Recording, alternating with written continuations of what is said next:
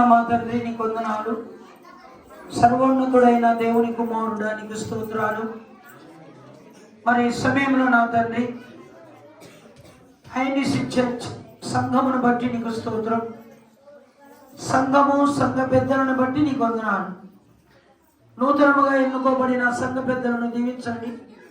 సంఘాన్ని కాచేవారుగా, సంఘాన్ని కాపాడేవారుగా, సంఘాన్ని రక్షించేవారుగా, సంఘాన్ని సర్వసత్యములు నడిపించేవారుగా వారిని తీర్చిదిద్దమని అడుగుతున్నాం ప్రభువా. మరి ఈరోజు క్రిస్మస్, మరి నైనా పండుగ, యేసుక్రీస్తు ప్రభుల వారు పుట్టిన దినం ఈరోజు నా తండ్రి ప్రభువా కేక్ కట్ చేస్తుండగా ఈ కేక్ మా ముందు ఉండడానికి కారణం యేసుక్రీస్తు ప్రభుల వారు 2024 సంవత్సరాల క్రిందట ఈ భూమి మీద పుట్టడం, బాలుడైన యేసు ప్రభు ఈ లోకంలో ఇమ్మానుయేలు దేవుడుగా, భాషాంతర ప్రజలందరికీ తోడైన దేవుడుగా మరి జన్మించడం, మరి అలాంటి శుభ సందర్భముగా కేక్ కట్ చేస్తున్నాం. యేసయ్య పుట్టినదినం, యేసయ్య బర్త్డే.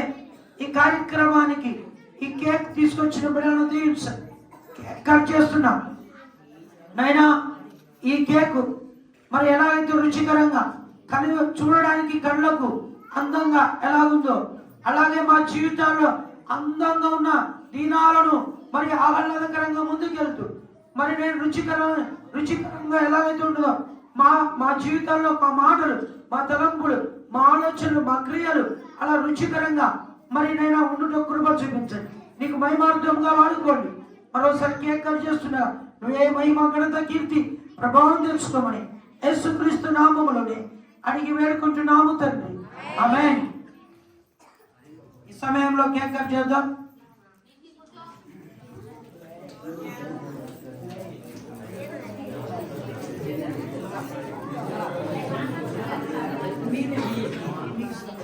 ఈ సమయంలో మరి పట్టుకోండి, సంఘ పెద్దలు చేయబట్టుకోండి, కింద కూర్చోండి. తండ్రి యొక్కయు, కుమారుని యొక్కయు, పరిశుద్ధాత్మ నామం యొక్కయు ఈ సమయంలో యేసుక్రీస్తు పుట్టుక శుభ సందర్భముగా, ఆయన బర్త్డే శుభ సందర్భముగా ఈ కేక్ కటింగ్ చేయబడినది.